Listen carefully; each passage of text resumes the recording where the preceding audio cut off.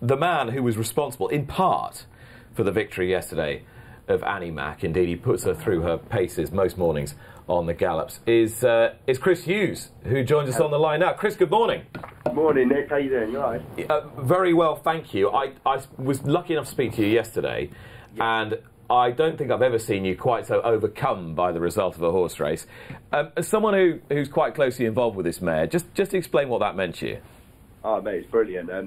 When she went sort of 5-6 lengths clear and just extended yesterday, I kind of went a bit speechless. And I feel like, we expect her to run a big race, but with this mare, we still don't really know, how good she is. But she's got so much ability. She is very good. But yesterday, to go and do what she did and do it in the style that she did, it was unbelievable. But yeah, I have a close connection with her. Obviously, I love the O'Neills, close family friends of ours, and I go out there and ride out Annie Mac. And I rode her the second day she was up at the yard when we got her from the sale in Ireland, and she's just brilliant. She's got the most beautiful mannerisms. She's just a lovely, lovely horse, and she's so gentle and so soft. But she's just so honest. She's a racehorse who absolutely loves what she does. She loves being out on the track, and to see her win and to prove to people, how good she is, because we know she's good. But obviously, it was a bit of an open race yesterday, and she kind of. Well, she just absolutely destroyed him, didn't she? And she deserves it, and she's made us all proud, so it was a great day. And your association with John Joe goes back long, long before everybody knew you for all your television exploits. Yeah, I mean, so our family farm is kind of situated on the end of, at the bottom of his gallops. It's just across the field, and, our farm's in that area. So we live a stone's throw away, and, like I just said, we've been family friends for years, and I've been going up to John Joe's, not riding out necessarily, but I've been going up there since sort of 14 or 15, and that's when, I remember Jackie, John Joe's wife, invited me up just to walk around the yard, and I loved Black Jack Ketchum when I was younger, so I got to meet Black Jack and meet AP, and that was on my 15th birthday, and they're just very hospitable, absolutely lovely family, and, it's great, and it's great to see, obviously, John Joe Jr. doing what he's doing, because, it's a hard-working family, and they will be successful. John Joe Jr. will be very successful because, it's just the naturism of what the family's all about. They work hard, they're very professional, and yeah, it's great to see him having riding winners as well.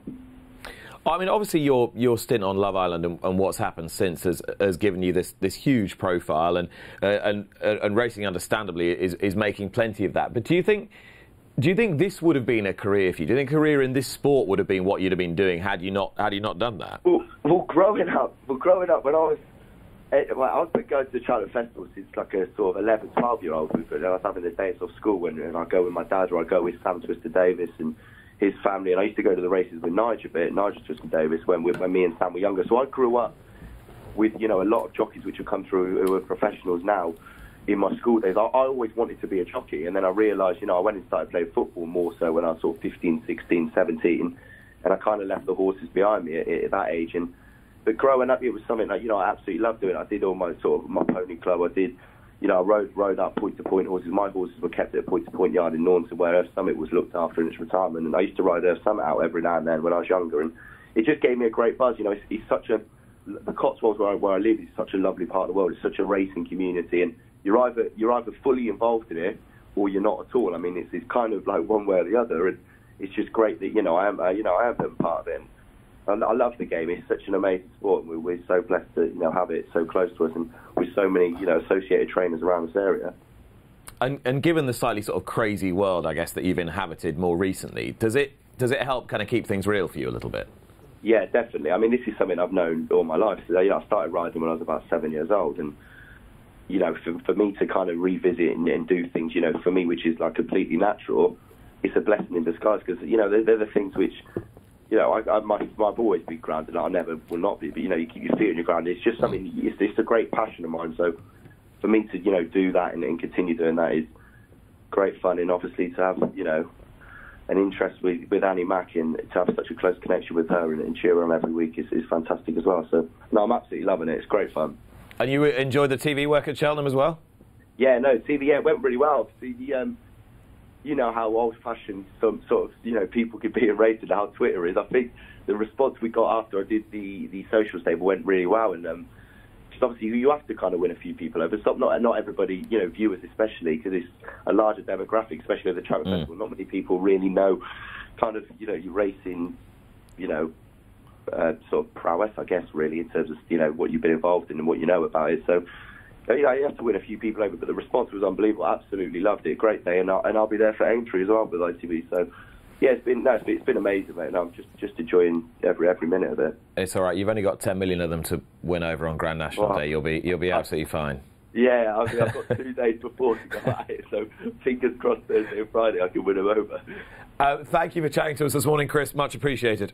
Pleasure. Thanks, Nick. Have a good day. Thank you very much. Chris Hughes, who has been riding out Annie Mack and has been very much responsible for her preparation for yesterday's Mayor's Final. And I know you want to talk about this a little bit later on as regards Carol Vorderman and her winner in the week, but there is no doubting the authenticity of Chris Hughes' passion for this sport. Oh, it's great to talk to Chris about what is clearly a genuine love of horse racing. You know, I mean, through the decades, various famous people involved with the sport. Some know lots about it, others don't. He clearly has a very deep passion for it.